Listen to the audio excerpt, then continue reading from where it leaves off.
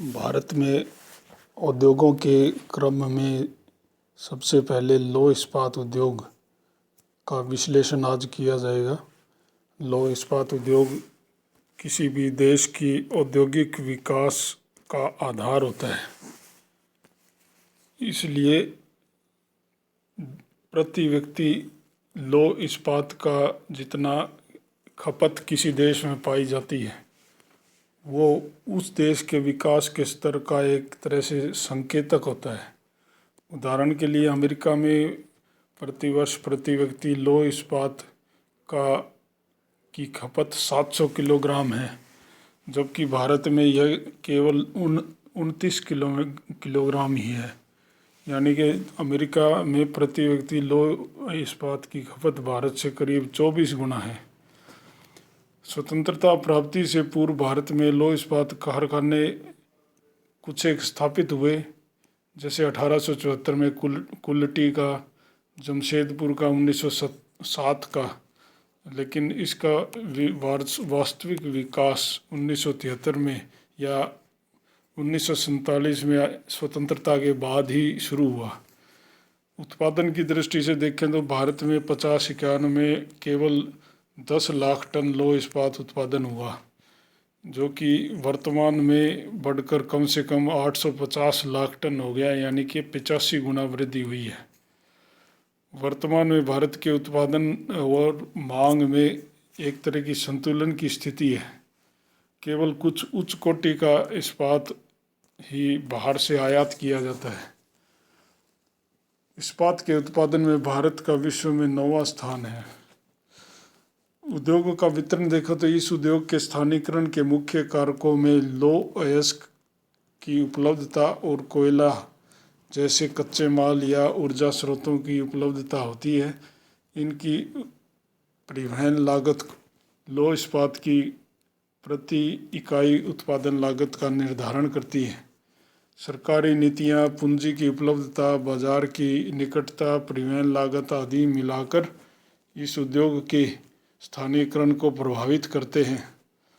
भारत के झारखंड, ओडिशा, मध्य प्रदेश, छत्तीसगढ़ व बंगाल राज्य में इस उद्योग का अधिकतम संकेंद्रण है, क्योंकि इस क्षेत्र में लौह अयस्क की समृद्धता है। देश के सबसे संपन्न लौह अयस्क के निक्षेप गुरु महिसानी की पहाड़ियों, मयूरभंज प्रदेश से लेकर क्योंझर होते हुए झारखंड के सिंहभूमि जिले के कोल्हान तक जाती है। यानी कि छोटा नागपुर और आसपास के क्षेत्र में ज़्यादातर लौह अयस्क का उत्पादन होता है।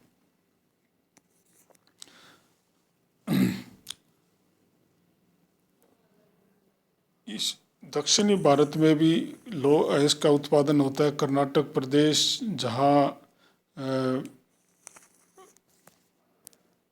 कुद्रेमुख की खदानें महत्वपूर्ण हैं।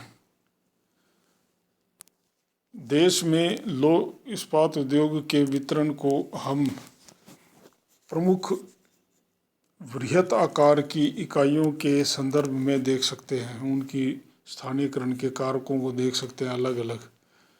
जैसे सबसे पहले है जमशेदपुर का Tata iron and steel company, निजी क्षेत्र का उत्पादक है। ये लौह अयस्क और अन्य खनिजों की दृष्टि से जहाँ ये उपलब्ध होते हैं उस क्षेत्र में स्थापित हुआ है। ये झारखंड के सिंहभूम जिले में स्थित है, जो कोलकाता से करीब 250 किलोमीटर और कोलकाता नागपुर रेलवे मार्ग पर स्थित है। जमशेदपुर नामक स्थान है। जमशेद जी टाटा ग्रुप वाले जो हैं उन्होंने ये स्थापित किया था और भारत का दूसरा मुख्य उत्पादक इकाई भी है ये। यहाँ कई तरह के उत्पाद बनते हैं। रेल के डब्बे, पटरियाँ, स्लीपर, चद्दर, सरिये, सलाख, गार्ड, है ना, ये सभी इस तरह की चीज़ें बनती हैं।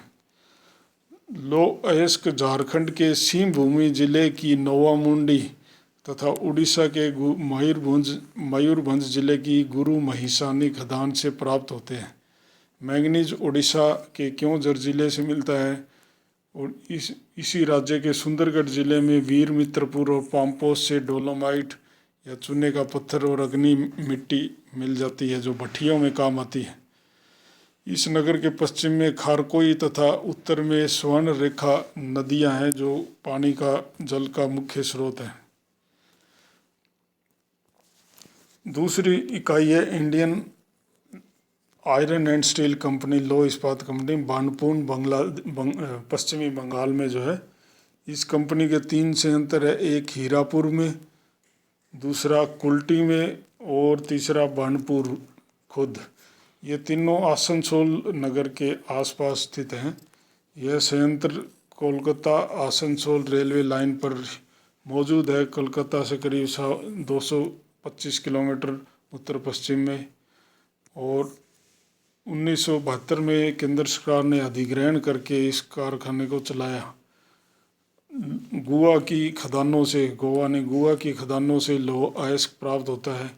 कोयला झरिया क्षेत्र से प्राप्त हो जाता है, पास ही है दोनों। और दामोदर घाटी परियोजना से जल विद्युत और दामोदर नदी से जल मिल जाता है। ये कारक इसके स्थापना के माने जाएंगे। दूसरा अगला है Visvesvaraya iron and steel company, VISL, Bhadravati, Karnataka में। केंद्र ने इसे भी 1962 में अधिग्रहित किया था। और समृद्ध लौह अयस्क के भंडार चिक्कमगलूर जिला जो है कर्नाटक राज्य में ही, वहाँ से प्राप्त होते हैं। चिक्कमगलूर जिले में बाबा बुदन की पहाड़ियाँ हैं, वहाँ केमनगुंडी खदान है ना, कुद्रेमुख भी है। दक्षिणी भारत का विशाल बाजार इस संयंत्र को हमेशा से उपलब्ध रहा है। चूना पत्थर भी आसपास से मिलता है। मैंगनीज और क्रोमाइट भी 50 किलोमीटर की दूरी में पश्चिमी घाट की पहाड़ियों के से प्राप्त होती है। शुरू में पश्चिमी घाट के वन क्षेत्रों से लकड़ी से बने चारकोल का प्रयोग ऊष्मा ऊर्जा उत्पादन के लिए किया जाता था। आजकल जोग जलप्रपात के जल विद्युत को प्रयोग होने लगा है। यहाँ मिश्र धातु और स्पेशल इस्पात का निर्माण होता है। अगला संयंत्र है राउरकेला, जो कि ओडिशा राज्य के सुंदरगढ़ जिले के राउरकेला स्थान पर है। यह भी कोलकाता नागपुर रेलवे लाइन पर स्थित है और जर्मनी के सहयोग से 1959 में स्थापित किया गया। ये कोयल और सांख नदियों के संगम पर है, इसलिए जल की उपलब्धता रहती है। लौह अयस्क करीब 75 किलोमीटर दूर की खदानों से प्राप्त होता है। कोयला बोकारो, झरिया या उड़ीसा में तालचेर या छत्तीसगढ़ की कोरबा की खदानों से आ जाता है। मैंगनीज और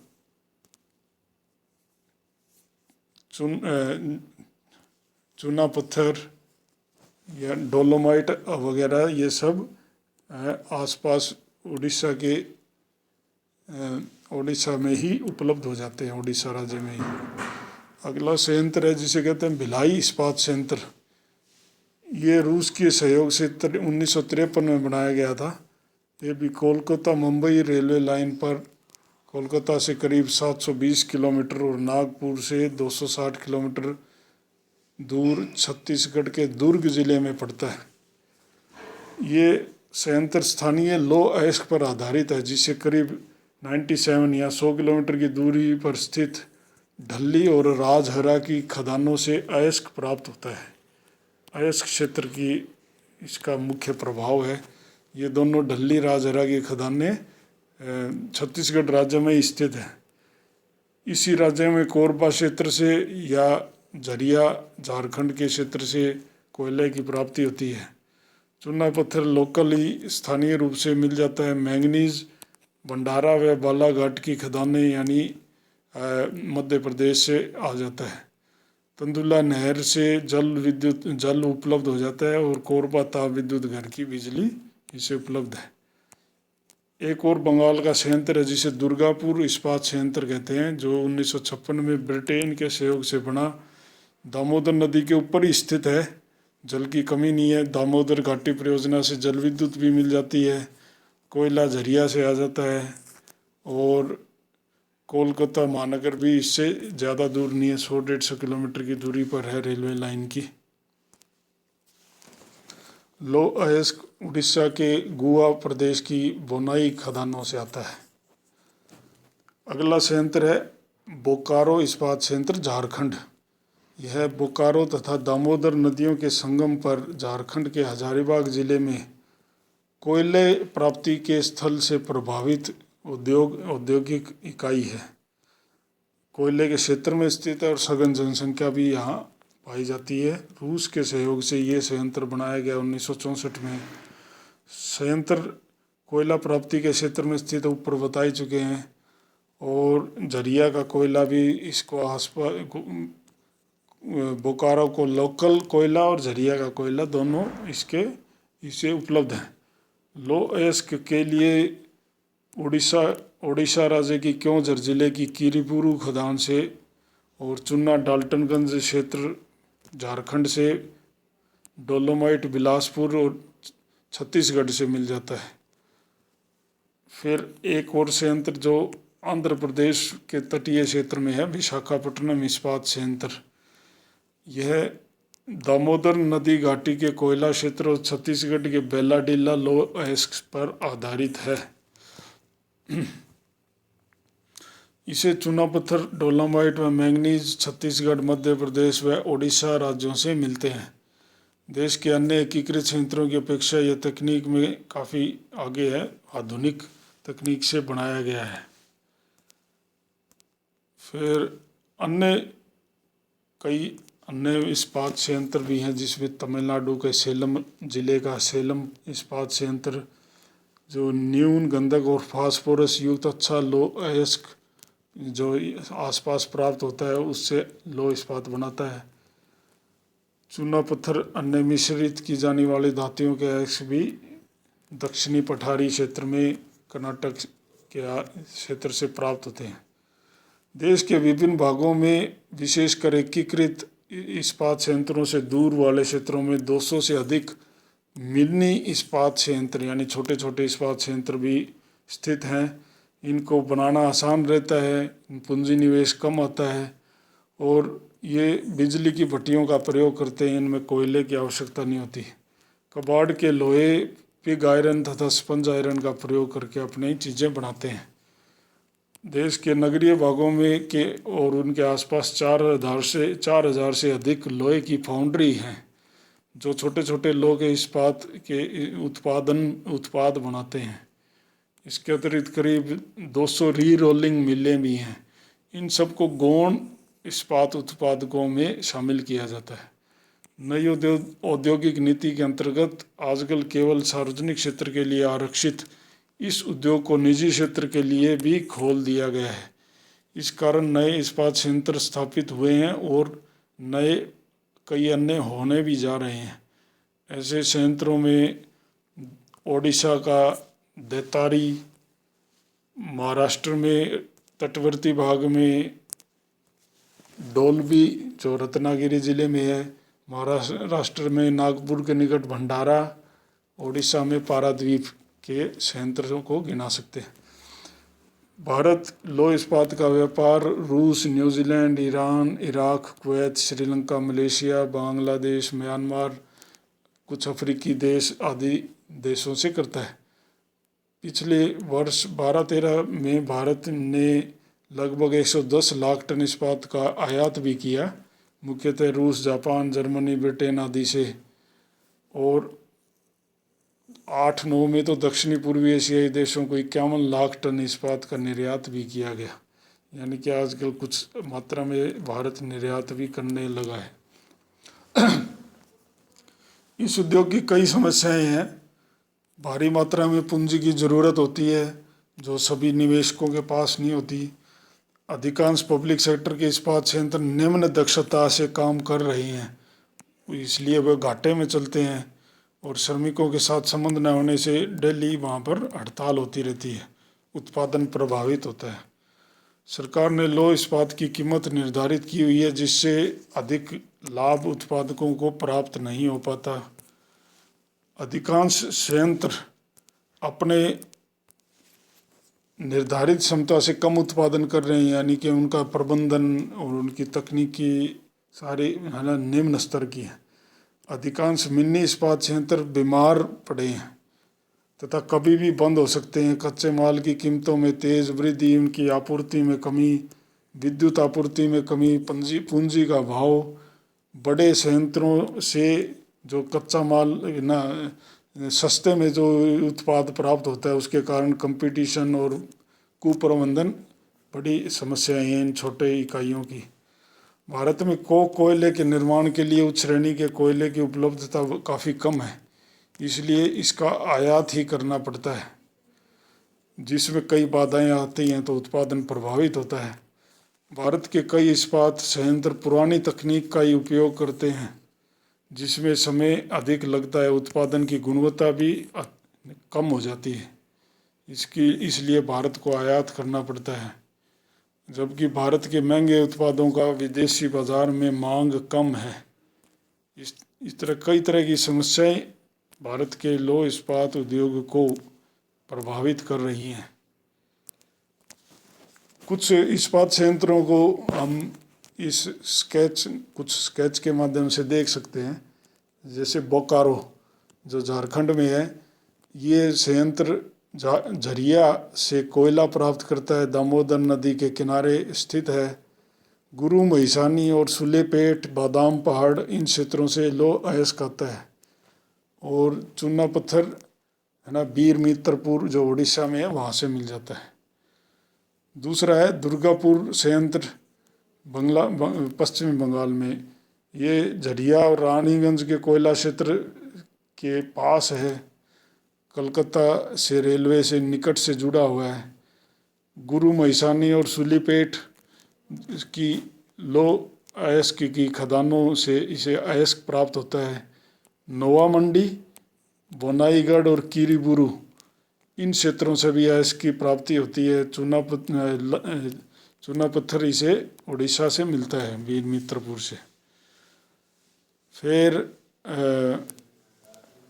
एक संयंत्र है जिसे जो बंगाल में, पश्चिमी बंगाल में स्थित है, जो कुल्टी का इस्पात संयंत्र। ये झरिया के कोयला, वीर मित्रपुर की चूना पत्थर, गुआ की लौह अयस्क के क्षेत्रों से इनसे निकट से जुड़ा है, इन पर आश्रित है। जमशेदपुर का जो लौह इस्पात संयंत्र है निजी केंद्र का, ये झरिया के कोयला क्षेत्र से, वीर मित्रपुर के चूना पत्थर के क्षेत्र से और नोवा मुंडी, गुरु महिसानी की लौह अयस्क की खदानों से जुड़ा है। और सुबर्ण रेखा नदी जो कोयल और सांख नदी इसके मिलने से बनती है, उससे इसको जल प्राप्त होता है। उड़ीसा राज्य का राउरकेला संयंत्र पास में वीर मित्रपुर है, जहाँ चूना मिलता है ना। ये जमशेदपुर का जो जल का स्रोत है वो सुबर्ण रेखा नदी है। फिर राउरकेला में कोयल और सांख नदियों के मिलने से जो ब्राह्मणी नदी बनती है वो उसके संगम पर है। झरिया का कोयला इसे प्राप्त है, तालचेर का कोयला भी इसे मिलता है। और कीरीबुरु और डुमारो जो ओडिशा में है वहाँ का लौह अयस्क इसे की सुविधा इस संयंत्र को प्राप्त है। भिलाई जो छत्तीसगढ़ राज्य में स्थित है, उसके संयंत्र को लौह अयस्क बालाघाट मध्य प्रदेश से या छत्तीसगढ़ में खुद ढल्ली राजहरा की खदानों से मिलता है। और कोरबा का कोरबा क्षेत्र जो छत्तीसगढ़ में ही है वहाँ से प्राप्त हो जाता है। वीर मित्रपुर उड़ीसा से चूना पत्थर आता है। कर्नाटक में भद्रावती एक प्राचीन जो पुराना काफ़ी दशकों से चलता हुआ इस्पात संयंत्र है। इसे बाबा बुदन पहाड़ियाँ जो चिक्कमगलूर जिले में है वहाँ की केम्मनगुंडी खदानें हैं, वहाँ से कुद्रेमुख से अयस्क मिलता है, और स्थानीय पास के क्षेत्र में ही इसे चूना पत्थर यहाँ उपलब्ध है। चूना पत्थर भद्रा नदी के किनारे होने से ये भद्रावती कहलाता है, तो जल यहाँ से उपलब्ध है। ये जो रिजर्व फॉरेस्ट का एरिया दिखाया है लाइनिंग के द्वारा, यहाँ से पहले इसको चारकोल मिलता था, लकड़ी को जलाकर कोयला बनाते थे, उससे उस इस्पात उद्योग में ईंधन प्राप्त होता था। लेकिन आजकल तटवर्ती पश्चिमी घाट पर स्थित निकट ही 40, 50, 60 किलोमीटर की दूरी पर स्थित है जोग जलप्रपात, यानी यहाँ से इसको जल विद्युत की आपूर्ति होती है, जिससे इस्पात निर्माण किया जाता है। तो विभिन्न जो संयंत्र हैं उनके अलग अलग कारक हैं, जिनके कारण वो स्थानीयकरण उन स्थानों पर इन उद्योगों का केंद्रीयकरण हुआ है, उनके संदर्भ में उनको देखा जाना है।